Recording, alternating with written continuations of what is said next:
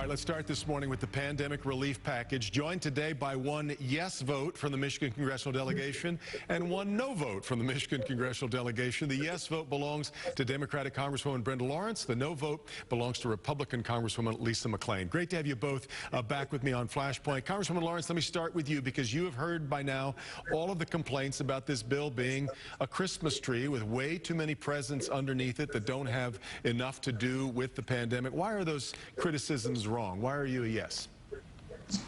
I'm a yes because the people in this country, they need this. We are in a pandemic and we have been hit from every side and corner that you can think of. We're talking about food insecurity, which is a reality. We're talking about increasing funding for vaccines, which we know is one of the ways to get us out of this pandemic. We're talking about education, tax credits for the child tax credit, which any parent right now is really struggling, the obligations to being a parent. And we passed a $2 trillion bill for rich people in America, a tax credit that they didn't need. This vote is for the people who need it. And when we talk about communities and giving money to local governments, I use the example of Detroit that I represent. A large percentage of their tax revenue comes from gaming. Guess what? The casinos had to close down. Yeah. It was not because of their incompetence or anything they did wrong. And so I can go example after example, the increased use of health departments, which are funded by counties and local municipalities. The numbers there have increased. The increased overtime from our first responders, fire departments, and police departments, they did not budget for that. And unlike the government who can just print more money, local governments must balance their budget. Yeah. Let me let Congresswoman McClain in on this. Before I ask you about the specifics of this, was this an easy no vote for you, or was this a tough one to turn aside? This was an extremely easy no vote for me. And as much as I agree with Brenda on we need to get the money back into our districts to help the people that actually are suffering from COVID. But I would offer a couple things. Number one, there's already $1 trillion, T with a T, trillion with a T, of COVID relief money that has not been spent yet. Now we want to borrow more money on the backs of our children and grandchildren when we haven't even spent the first $1 trillion. Number two, we have to stop calling it a COVID relief bill, because in my mind, if we're going to pass a COVID relief bill, I would think it would make sense to have more than 10% of those dollars go to actually COVID relief. I'm hard pressed to understand why $2 billion goes to foreign countries.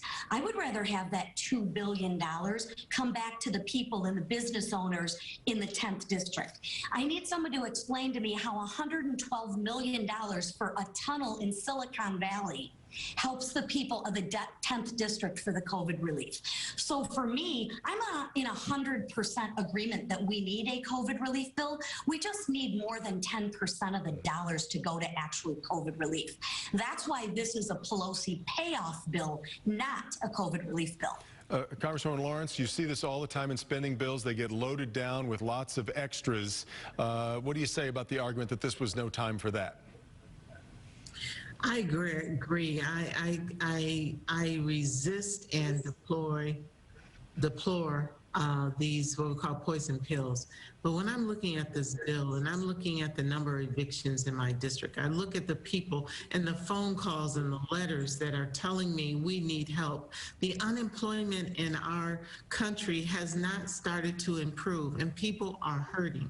And I know for a fact that this bill and what the intent of it is so important. And you know, we can have this debate about the tax credits and cuts that we gave to the rich, the $2 trillion. I can tell you all the things that are bad about that. Did some business benefit from it? But they didn't even ask for it or need it. It was just a gift.